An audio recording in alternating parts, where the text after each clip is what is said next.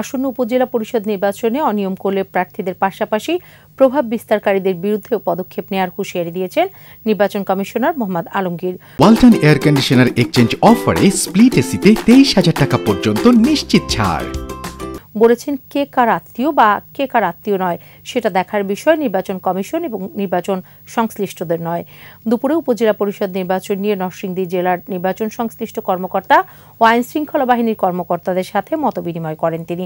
পরে সাংবাদিকদের ব্রিফকালে নির্বাচনে যেন কেউ প্রভাব বিস্তার না করে সে বিষয়ে সবাইকে সচেতন থাকার আহ্বান জানান ইসি মোহাম্মদ আলমগীর।